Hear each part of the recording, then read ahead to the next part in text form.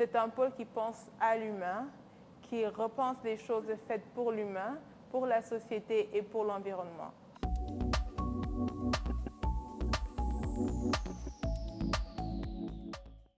En fait, l'économie, c'est la société, c'est l'environnement, c'est les gens qui l'entourent, les communautés.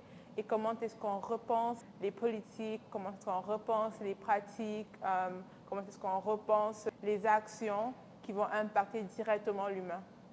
À l'UOF, on fait beaucoup de l'enseignement expérientiel. Nos étudiants ont compris que la plupart des évaluations qu'on faisait étaient des évaluations pratiques qui les préparaient à affronter la réalité de la vie. Dans un cours en particulier, un cours de deuxième année, on envoie nos étudiants faire des entrevues avec des organismes communautaires pour comprendre leur dynamique, leurs défis, les solutions qu'ils apportent à des problèmes sociaux, environnementaux, politiques. Dans ce cours-là, on fait une visite avec un partenaire. À la fin de la visite, l'étudiant me dit « J'aimerais vraiment ça faire mon stage dans cet organisme-ci. » Puis là, 2 ans plus tard, 4e année, il va aller faire son stage dans cet organisme-là. Donc, finalement, il a fini par avoir ce qu'il voulait à cause des liens qu'on a réussi à tisser avec la communauté francophone de Toronto. Nous avions eu Radio-Canada qui était venu sur le campus le jour de la présentation des projets que nos étudiants ont complétés. Mais c'était une surprise pour les étudiants parce qu'ils ne savaient pas du tout ce qui allait se passer pour eux et pour elles. C'était une présentation comme tout autre dans le cadre d'un cours. J'ai pu mesurer la dose d'adrénaline ce jour-là et j'ai pu aussi mesurer la capacité d'adaptation de nos étudiants. Dans d'autres universités, une première année de cours, par exemple, c'est dans des amphithéâtres avec des centaines de camarades.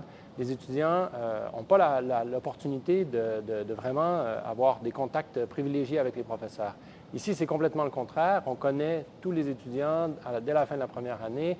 C'est qu'ils étaient toujours là, toujours à l'écoute, à nous accompagner, à nous motiver. C'était vraiment quelque chose que moi j'ai apprécié. On a développé des relations formidables avec nos étudiants. On a eu des étudiants qui graduellement démontraient une soif de savoir.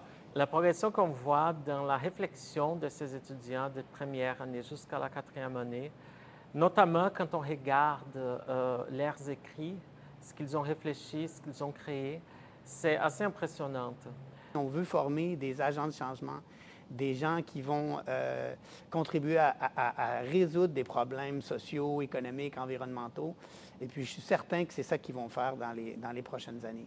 J'ai un rêve, c'est d'avoir ma propre OBNL, donc qui va servir les jeunes femmes issues de minorités linguistiques et qui veulent s'insérer dans la vie, je ne sais pas, que ce soit au niveau du Canada ou bien à l'international, mais j'aimerais apporter ma pierre à l'édifice.